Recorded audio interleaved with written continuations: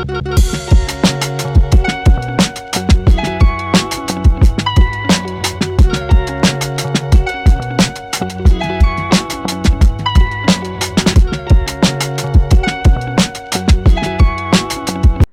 Everyone, আসসালামু আলাইকুম। সকলকে তাজিবস একাডেমিতে স্বাগত। সো আজকে আমরা আমাদের ক্যালকুলেটর হ্যাক্সে আরেকটা ভিডিওতে চলে এসেছি।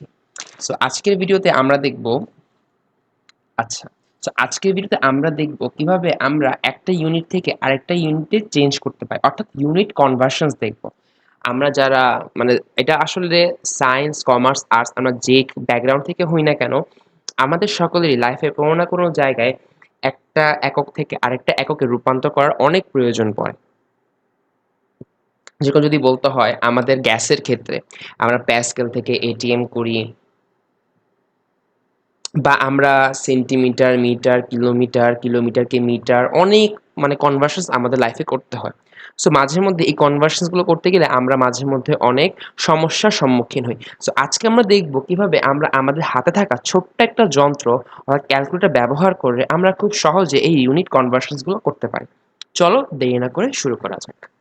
আচ্ছা, তো প্রথমে আমরা আজকে আমরা আমাদের ইউনিট কনভার্সনস যে শুরু করব তার জন্য আমাদের একটা চার্ট প্রয়োজন। তার আগে আমরা আমাদের ক্যালকুলেটর নিয়ে আসি। আচ্ছা, সো আজকে আমি যে ক্যালকুলেটরটা ব্যবহার করছি সেটা হচ্ছে 991 ES প্লাস সেকেন্ড এডিশন। সমস্যা নেই, যদি তোমাদের কাছে এই ক্যালকুলেটর না থাকে তাও তোমরা পারবে। তোমাদের কাছে যে ক্যালকুলেটর থাকুক না কেন, তার প্রত্যেকটা ক্যালকুলেটর একটা কভার আছে। সে কভারটাকে তুমি খুললেই দেখবে কভারের পিছনে এরকম একটা চার্ট দেওয়া থাকবে। সরি, এখানে আসলে চার্টটা তো ভালো মতো বোঝা যাচ্ছে না। যাই হোক, ব্যাপার না, তোমরা তোমাদের ক্যালকুলেটর পিছনে কভারে দেখলেই দেখতে পারবে যে ওইখানে অনেক চার্টস দেওয়া, মানে চার্টের মধ্যে অনেক কিছু দেওয়া আছে। আচ্ছা, সো আমরা দেখতে পাচ্ছি এখানে একটা ইউনিট কনভার্সনস এর চার্ট দেওয়া আছে এবং এখানে দেওয়া আছে 1 থেকে শুরু করে 40 পর্যন্ত। যেরকম এখানে ইঞ্চিস থেকে সেন্টিমিটার, এরপরে ফুট থেকে মিটার, ইয়ার্ড থেকে মিটার, বা অনেক প্রকারের কনভার্সনস আর কি দেওয়া আছে। সো আমরা দেখব আজকে আমরা কিভাবে এই কনভার্সনস গুলো করতে পারি। দেখো, এখানে কিন্তু আমাদের কিছু কমান্ডসও দেওয়া আছে বা ইনস্ট্রাকশনস যেটাকে আর কি বলে। সেটা হচ্ছে শিফট প্রেস করে 8 প্রেস করতে হবে, তবে কনভার্সনস এর মধ্যে 1 থেকে 40 পর্যন্ত রেঞ্জ আছে। আচ্ছা, আমাদের এখানে যখন যেটা প্রয়োজন আমরা সেটাই ব্যবহার করব। চলো তাহলে কিছু এক্সাম্পলস এর মাধ্যমে আমরা জিনিসটাকে আরো ভালো মতো বোঝার চেষ্টা করি যে কিভাবে আমরা জিনিসটা করতে পারি। আচ্ছা, তো প্রথম কথা হচ্ছে, ধরো আমরা 12 সেন্টিমিটারকে ইঞ্চি মানে ইঞ্চিতে প্রকাশ করব। প্রথমে কি করতে হবে, আমরা কত সেন্টিমিটারকে ইঞ্চিতে প্রকাশ করব? 12 সেন্টিমিটার। প্রথমে আমরা 12 লিখে নিব। আচ্ছা, আমরা 12 লিখে নিয়েছি, ভেরি গুড। মানে আমাদের যে পরিমাণটাকে আরেকটা পরিমাণে প্রকাশ করতে হবে, মানে আমরা যে নির্দিষ্ট পরিমাণটাকে এক একক থেকে আরেক এককে প্রকাশ করব সেই পরিমাণটাকে আগে আমাদের লিখে নিতে হবে, যেটা ছিল আমাদের 12। 12 লেখার পরে আমরা শিফট তারপর 8 প্রেস করব। এই যে কনভার্সন নাম্বার 1 থেকে 40 পর্যন্ত রেঞ্জ। তো খেয়াল করো, আমরা সেন্টিমিটার থেকে ইঞ্চিসে নিব, তাহলে আমাদের এই সেকেন্ড যেটা আছে মানে 0 টু, এটার মধ্যে আমাদের অপশনটা থাকে। তখন আমরা কি করব, 0 এবং 2 প্রেস করব।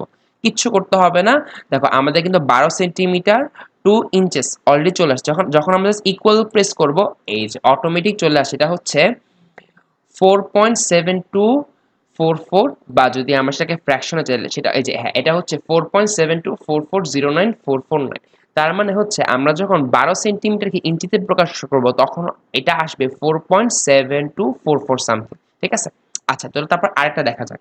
ধরো আমরা 15 মাইলকে কিলোমিটারে প্রকাশ করব। আচ্ছা, দেখো আমাদের এখানে 7 নাম্বার, এই 7 নাম্বারটা হচ্ছে মাইল থেকে কিলোমিটারে প্রকাশ করার ইয়াটা আর কি, নাম্বারটা। ঠিক আছে? তো চলো আমরা আগের মতোই, তো প্রথমে আমি বলছি যে আমরা যত যত মানের জিনিসটাকে আমরা আরেকটা এককে প্রকাশ করব সেই মানটাকে লিখে নিতে হবে, যেটা হচ্ছে আমাদের 15। আচ্ছা, তো প্রথম কথা হচ্ছে আমরা যতটুকু পরিমাণকে এক একক থেকে আরেক এককে প্রকাশ করতে চাই সেই পরিমাণটা লিখে নিতে হবে, যেটা হচ্ছে 15। যেরকম আমরা 15 মাইলকে যে কিলোমিটারে প্রকাশ করতে, তাই আমি 15 মাইল আগে মানে 15 লিখে নিয়েছি। তারপর আমি করব শিফট 8। তখন আমাদের এখানে কনভার্সন নাম্বার বক্সটা ওপেন হয়ে যাবে। তখন আমাদের কি আসবে, 1 থেকে 40 পর্যন্ত। আমরা দেখব আমাদের কাঙ্ক্ষিত কনভার্সনস কি, মাইল থেকে কিলোমিটার, যেটা হচ্ছে আমাদের 07। তো আমরা 0 এবং 7 প্রেস করব। করার পরে দেখো অলরেডি 15 মাইল 2 কিলোমিটার চলে এসেছে। যখনই আমরা এখানে ইকুয়াল প্রেস করব তখনই আমার চলে আসলো যে 15 মাইল সমান সমান 24.14016 কিলোমিটার। আচ্ছা, চলো তারপর আরেকটা দেখা যাক। ধরো এখন আমি একটা বেগ নিয়ে চলো একটা কনভার্সনস করি, এটা হচ্ছে কিলোমিটার পার আওয়ার। তোমরা ভালো দেখতে পাচ্ছ নাকি আমি শিওর না, বাট এটা হচ্ছে এই যে 19 নাম্বারটা, হ্যাঁ এই যে আমি যেখানে এখন বর্তমানে যে কার্সারটা ধরেছি 19 নাম্বারটা, এই 19 নাম্বারটা হচ্ছে কিলোমিটার পার আওয়ার থেকে মিটার পার সেকেন্ডে। আচ্ছা, তো আমি কি করব, ধরো আমি 200 কিলোমিটার পার আওয়ারকে আমি মিটার পার সেকেন্ডে প্রকাশ করব। তো প্রথমে আমরা ভ্যালুটাকে লিখে নিব, তারপর আমরা শিফট 8 প্রেস করব। ওহো সরি, শিফট 8। তো আমাদের এখানে কনভার্সনের যে ইউনিট বক্সটা সেটা ওপেন হয়ে গিয়েছে। তো আমাদের কাঙ্ক্ষিত যে কনভার্সনটা আছে সেটা নাম্বার হচ্ছে 19। তো আমরা 19 প্রেস করব। দেখো আমাদের কিন্তু আর কিচ্ছু করতে হবে, শুধু 19 প্রেস করতে হবে, অটোমেটিক কিলোমিটার পার আওয়ার থেকে মিটার পার সেকেন্ড চলে এসেছে। যখন আমরা এখানে ইকুয়াল প্রেস করব তো আমাদের এটা আসতেছে, যদি আমরা 200 কিলোমিটার পার আওয়ারকে মিটার পার সেকেন্ডে প্রকাশ, তখন এটা আসছে 55.5555 সামথিং, ঠিক আছে। তো এটা হচ্ছে আমাদের কিলোমিটার পার আওয়ার থেকে মিটার পার সেকেন্ডে প্রকাশ। চলো তারপর আরেকটা দেখা যাক, সেটা হচ্ছে ধরো আমরা এখন আহ বায়ুর চাপ এটাকে আহ পরিবর্তন করতে, সেটা হচ্ছে এটিএম থেকে প্যাসকেল। তাহলে দেখো আমাদের 25 নাম্বার, যেটা 25 নাম্বার যে বক্সটা সেটা হচ্ছে এটিএম থেকে প্যাসকেলে প্রকাশ করে। ধরো আমি 5 কে প্যাসকেলে প্রকাশ করতে চাই, তাহলে কি আসবে? তো প্রথমে আমাকে ভ্যালু লিখে নিতে হবে 5, তারপর আমি প্রেস করবো শিফট 8।